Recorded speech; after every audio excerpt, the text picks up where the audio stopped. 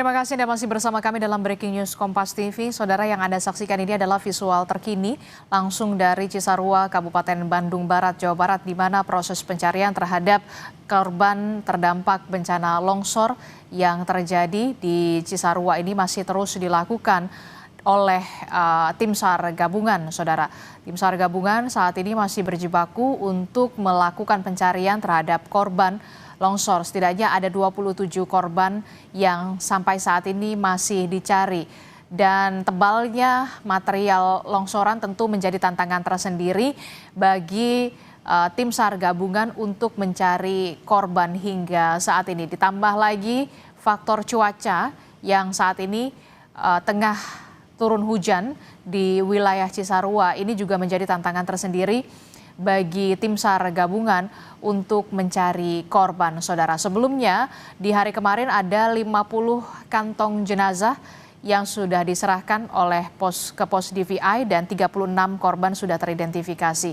Kita akan tanyakan bagaimana sebenarnya apa yang menjadi penyebab longsor di Cisarua, Kabupaten Bandung Barat, Jawa Barat. Kita akan tanyakan kepada Direktur Eksekutif Wahana Lingkungan Hidup Jawa Barat. Telah bergabung bersama kami melalui sambungan daring, Wahyudin Iwang. Selamat pagi, Kang Wahyu. Selamat pagi, Mbak. Iya, Kang Wahyu, ini kan Walhi sempat mengatakan longsor di Bandung Barat karena ada kegiatan yang tidak sesuai. Nah, bisa diceritakan sebenarnya kegiatan yang tidak sesuai ini maksudnya apa? Ya, pertama saya ingin menyampaikan, Mbak, bahwa faktor ya dan pemicu. Nah, saya ingin menyampaikan dulu faktornya dulu. Faktornya ini adalah satu adalah bentuk pengabaian yang selama ini telah dilakukan oleh pemerintah kabupaten dan provinsi. Karena saya tidak meyakini pemerintah kabupaten maupun provinsi itu tidak mengetahui aktivitas masyarakat yang berada di desa Pasilungu, Cisarua ya, gitu. Artinya fungsi dan kontrolnya ini tidak dijalankan. Itu adalah akumulasi. Peristiwa longsor yang terjadi itu adalah akumulasi di mana abainya pemerintah selama ini. Satu itu adalah faktor.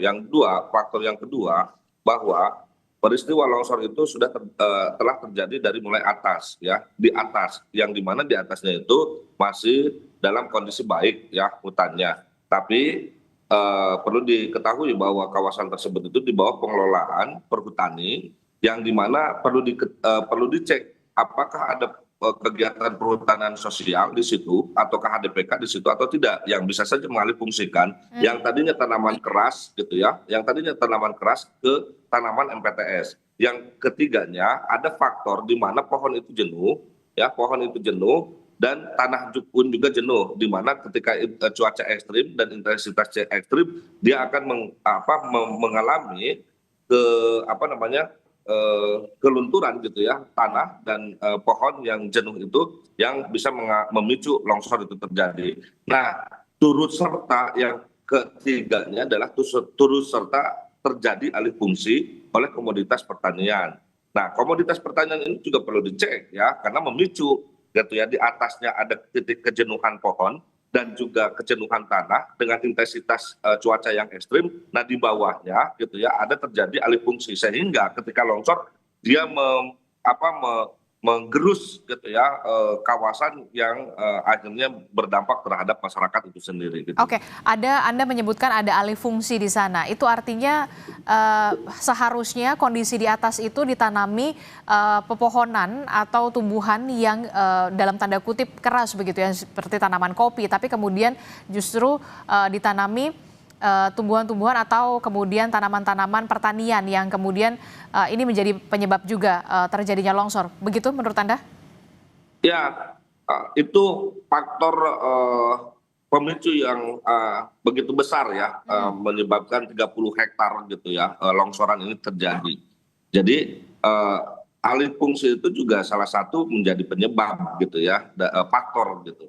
Selain apa yang tadi ya saya sampaikan, poin pertamanya itu ada bentuk pengabaian selama 20 tahun Walhi menyampaikan suara. Yang kedua, faktor keduanya itu adalah alih fungsi. Nah, yang ketiga, faktor ketiganya kalau melihat dari atas gitu ya, karena ini longsornya mulai dari atas gitu, itu memang kawasannya baik gitu ya, tapi ada tadi titik kejenuhan pohon dan titik kejenuhan tanah. gitu ya. Nah, titik kejenuhan ini mempercepat kondisi kelabilan tanah yang akhirnya menyebabkan longsor. Hmm. Nah, ketemu di bawahnya atau di tengah lah ya gitu ya.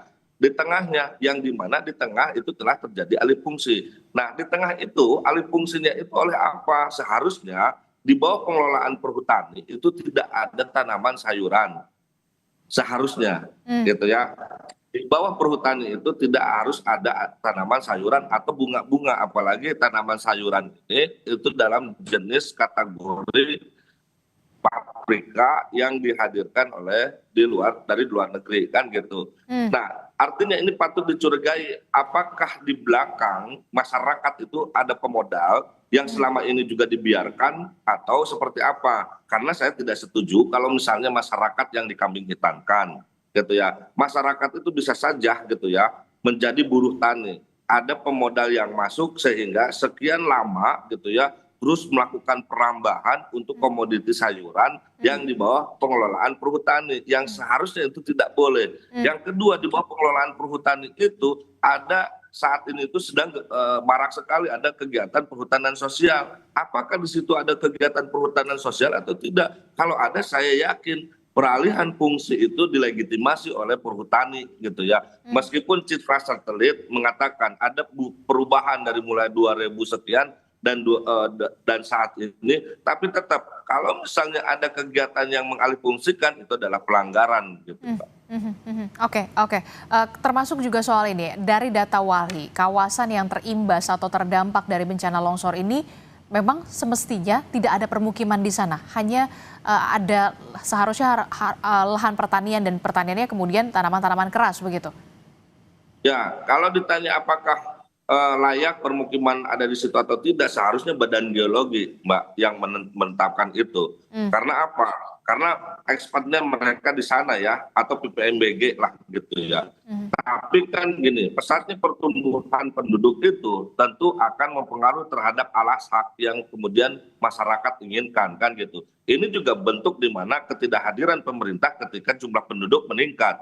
Harusnya ada penataan ruang yang baik, mana yang boleh atau mana yang tidak. Bahkan diperkuat dengan keluarnya Badan Geologi. Biasanya di Kemiri 45% itu tidak harus ada 45% ke atas ya, tidak harus ada pemukiman. Karena kerentanan di mana Jawa Barat itu memiliki kerentanan bencana yang tinggi, itu tidak disarankan.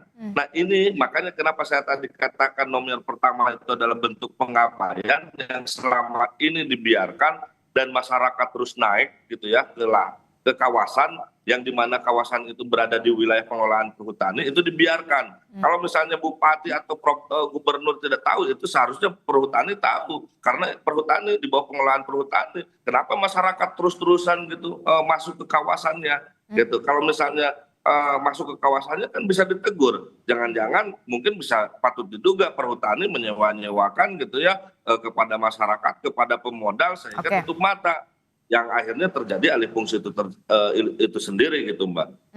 Oke, dari penjelasan yang Anda katakan tadi, terakhir apa yang masukan yang bisa diberikan oleh Walhi kepada Pemprov Jawa Barat, termasuk juga Pemkab Bandung Barat, singkat saja terkait dengan bencana longsor yang menimpa wilayah Cisarua dan banyak sekali menewaskan warga di sana?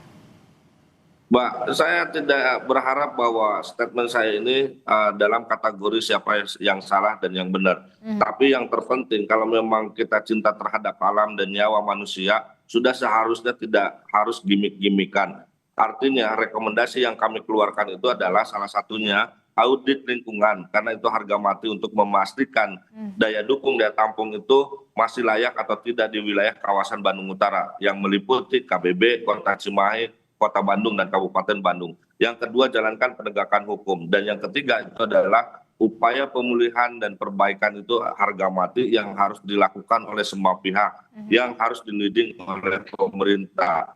Dan yang terakhir, yang paling penting, karena izin dapat keluar itu adalah rujukannya RT RW, maka revisilah segera RT RW dan kembalikan fungsi kawasan termasuk yang Cisarua itu tidak layak untuk pemukiman, bahkan untuk tidak layak untuk pertanian, bahkan untuk pemukiman, sehingga tingkatkan status fungsinya untuk kawasan lindung sebagai daya serap air, sebagai tangkapan air, dan sebagai penyelamat untuk masyarakat di bawahnya. Oke, baik. Terima kasih Direktur Eksekutif Wahana Lingkungan Hidup Jawa Barat, Kang Wahyudin Iwang telah bergabung bersama kami dalam Breaking News Kompas TV. Sehat selalu, Kang Wahyudin. Selamat pagi. Assalamualaikum. Terima kasih Mbak, sama-sama.